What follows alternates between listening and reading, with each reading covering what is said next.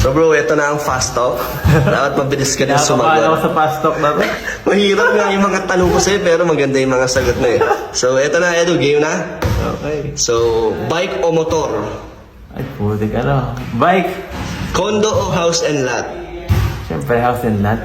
Okay, ano ang favorite mo na pagkain? Karagain. Basta kahit anong gulay, mahilig ako sa Gulay. Oo. Sweet o spicy? spicy. Tag-ulan o tag-araw? Tag-araw. Boracay o Palawan? Boracay na siguro, di nun lagi narinig kayo. Okay, Pilipinas o United States of America? Mahira. Pilipinas na dito pamilya. Swimming o hiking? Hiking. Basketball o soccer? Mahirap to ang soccer. Okay, ano ang hobbies mo? Computer games, mag-bike, yung mga ganun. Mag-bike. Ano ang ginagawa mo pag walang vlog? Mag-aral, yun lang lagi na ako. Mag-aral? Ng ano? Ng mga sa sarili, kung paano maging mas ma-improve yung sarili ko. Wow. Yun lang lagi. Hanggang ngayon ginagawa mo yan? Oo. Yung pag-aaral? Siyempre naman. Okay. Bro, old songs o new songs?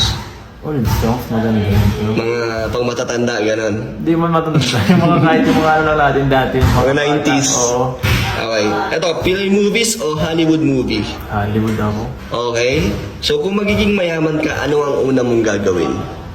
Una kong gagawin is, siyempre tutulungan ko pamilya ko. Tapos, sunod kong gagawin is, gusto kong mag-build ng ng parang, ng isang library. Oh, bakit? Gusto kong kasi, based sa pagkakapansin ko sa natin dito sa Pilipinas. hindi yung tawag dito yung pag-aaral ng Oh. yung education is parang hindi masyado magandang pagkakagawa. Ay gusto kong gusto kong gawa ng mga kung ano yung mga kailangan para ma-develop yung sarili mong Okay. na self-development sa at gusto kong turuan ng mga bata para magkaroon ng mas magandang yung Edukasyon. yung Kaalaman. approach sa buhay yung Okay. So, libre naman yan. Papagawa mo like that. Pag may nakita akong batang parang gustong na palabi-lab, parang gustong tuturuan mo siya. Okay. Parang bibigay mo ng ganito ang approach, pag ganito ka pa lang, tapos ganito dapat ang gagawin mo habang lumalaki ka. So, bibigyan mo ng direksyon ng buhay. Oo, kasi karaniwan kasi sa atin talaga, dito, lalo na sa probinsya, hindi alam ang gagawin ng mga tao. Tama. Karaniwan sa ating mga tao dito, kung hindi ka magsasaka, mangingisda ka. Lalo na sa bundok, di ba? Oo, Parang kung hindi ka gano'n. magsasaka, mangingisda ka, puro ganun lang. Ganun Wala na talaga. Oo, kaya karaniwan sa atin, sobrang daming humihingi ng tulong, kaya ang hirap. Kawawa naman sila. So, yun ang gusto mong gawin. Okay, napakaganda naman nun.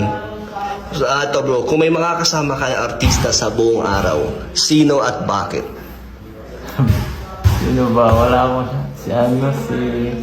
Di artista. Oh, sino?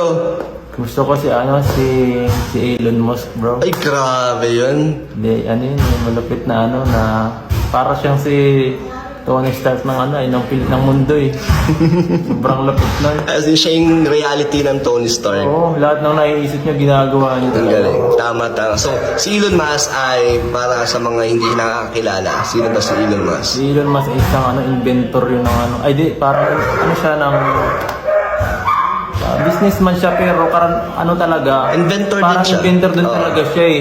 Marami siyang ginagawa Mga futuristic. Oo, lahat ng ibang klase talaga siya yung mga bagay na hindi mo maiisip minsan parang ginagawa Tama. niya, yung mga electric cars na binili niya tapos improve niya. Grabe. Tapos yung sa SpaceX na parang sa moon, di mo alam kung okay o hindi. Kasi ginagawa talaga niya lahat. Napakaganda naman ang iniidolo mo. So, kung makakasama mo siya, kukunin mo mga ideas niya. Hindi man parang Matututo ka sa kanya. Gusto kong kasi leader siya eh. Oo. Gusto kong matutunan kung paano mag-lead. Okay. Napakaganda. Okay, ito bro. Kung bibigyan ka ng plane ticket, saan mo gusto pumunta? Ticket. Saan siguro sa gusto ko mag-adventure eh, kahit Saan naman? Saang bansa? parang gusto ko sa Hawaii, bro. Hawaii. Parang ang sarap doon magtambay.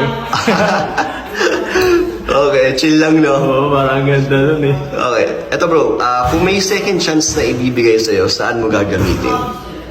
Sa ano, second chance. Siguro sa ano, yung sa pag-ano ko, pag ano ng buhay ko. Parang nasayang ko halos yung first quarter ng buhay ko. Kasi tambanero ko talaga nung una, nung high school, college. Wala talaga akong inaayos dati. Hindi ko alam ang ano eh. Sobrang parewara din ako nun. Si mama dati, siya kasi wala. Pinababantayan ako na lagi sa bahay kasi minsan hindi ako napasok. Ganun. Kaya, ang gaya na sinabi ko sa kanina dun sa ano, kaya gusto ko yun kasi na-experience ko yun na di ko lang talagang gagawin ko yun. Okay. So gusto mo maulit at mag-umpisa? O ano, parang galingan ko sa ano, nasayang ko sobrang dami talaga kasi talaga. Sige bro. So, ano ang happiest moment sa buhay mo? Siguro pag simple lang yung pag nagsasama-sama lang kami, halimbawa sa bagong taon nila mama. Masaya na yun. Masaya na. Tapos napunta kami kala pastor doon. Tapos namamasko kami doon dati. So yun yung isa sa Kami nila Rab, marami kami, buong pamilya talaga kami. Kami nila Rab, kami nila Supermac, buong pamilya halos na doon kami lagi namamas ko kayo. So yun yung masasayang moments Oo, niyo. maganda doon. Okay, ito bro, last question. Biggest achievement mo? Achievement ko, siguro ito pa lang, itong pagsama sa Kalingap, yung pagtutulong natin. Ito pa lang pinakamagandang na-achieve ko ngayon. Wow!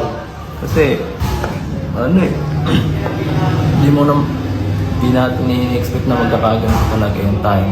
Na makakatulong ka, no? Tao sa ibang kapwa. Malaking bagay yung nakakapagbigay ka at para sa kanila siyempre, sobrang laking bagay. Para sa atin, parang simple lang. Bigay-bigay ka sa kanila. Makikita mo naman sa mukha nila kapag nabibigyan sila kahit konting tulong, kahit mga mga groceries na paunti-unti. Sobrang laking tulong kasi sa kanila parang live or dahil ang nangyayari sa parang wala na akong kakainin, parang ganun. Yung ibang mga nabablog ko halos sabi na nila wala na sila makain, mga asin na lang ang kinakain, asin toyo, ganun. Hirap ng ganun. At masaya ka na ikaw ang Oo. nakakatulong sa kanila. Sobra. Okay bro, so thank you Edu, thank you Edu.